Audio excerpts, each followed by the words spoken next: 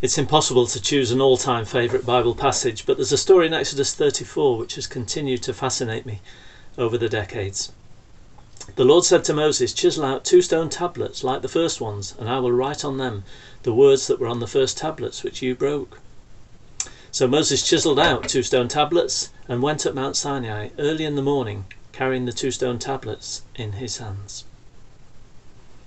With the technology of recent years, it amuses me to reflect on the pain that Moses might have been spared with a couple of today's somewhat lighter tablets. Maybe he would have asked the Lord to make both their lives easier by popping them in a PDF and emailing them down. I don't know how big those stone tablets were, but over 50 years ago a lorry dropped a pile of broken flagstones outside of our house. It was called crazy paving in those days. My job was to help my dad to carry them round from the front to the back of the house, and I've never forgotten it as my poor little arms were dropping off. And here God asked Moses to bring these stone tablets up the mountain.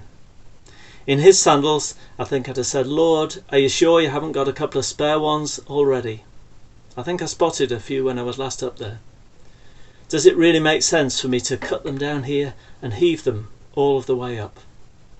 Well, of course, God could do it all, but he chooses to work in partnership with those that he's created.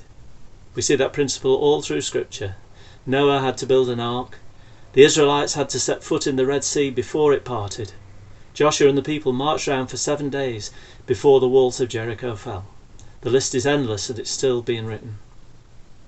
God, in his wisdom, has chosen to work together with creatures of dust. Don't ask me why, but he has.